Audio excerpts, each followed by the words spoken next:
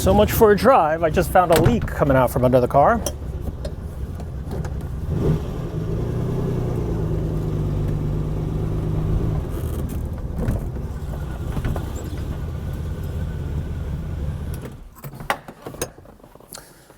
Boy, I tell you, this car.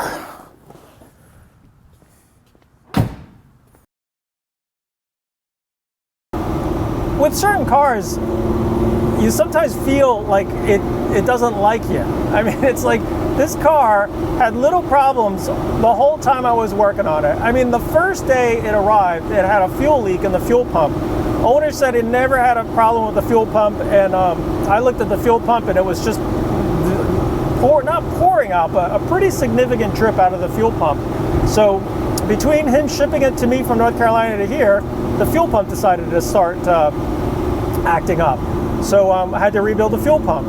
Then as I'm working on the car, you know, the fuel sender just didn't seem to want to work right. So I had to fix that. Then I asked if when the last time we did a valve adjustment, because I said, look, it's a little noisy on one side than the other one, and I don't know if I should be worried. He said, you know what, go ahead and do it. I'm kind of glad we did, because I found a couple adjusters that were bad, so I went ahead and had those fixed. When I went to go change the oil, the oil pan bolt stripped.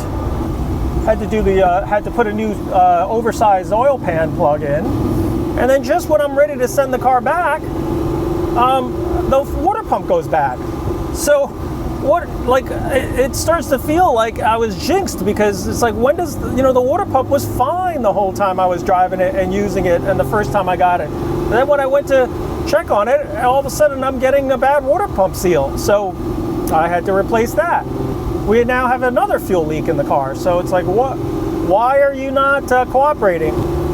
I sometimes feel like, instead of feeling like this car is jinxed, I feel like this car is just saying, hey, listen, while you're working on me, let's get all this other stuff fixed, because it's just been so long since I've had it looked at. So I went ahead and, so I just go ahead and fix it. This is a really low mileage car.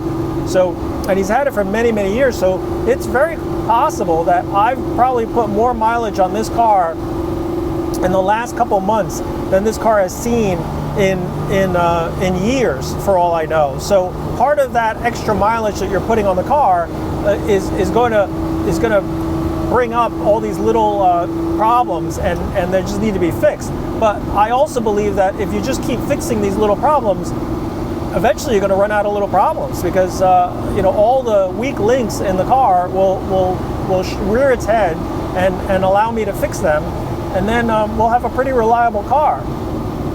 It's still a 60-some-odd-year-old car, but at the same time, it'll be a lot more reliable, because I've gone through it and put some mileage on it. Like right now, I feel pretty confident that I can just jump in this car and drive, as many miles as I want, because it just feels good. I mean, it steers straight. The tires we had just changed, so the tires are new. Bled the brakes, bled everything. All the hydraulics have been bled. So it really is ready to go home, and the owner should be able to just jump in this, fire it up, and drive. So and just in time, because in the Northeast, this is the week before Thanksgiving, and the snow could be coming any day now. So I've been trying to get some time on the road so I can drive the cars before the snow falls. Once the snow falls and they salt the roads, they can't drive these cars anymore. So I've been kind of feeling a little bit of pressure to get the car ready to go. So, but yeah, it's getting there. I think she's coming together very nicely.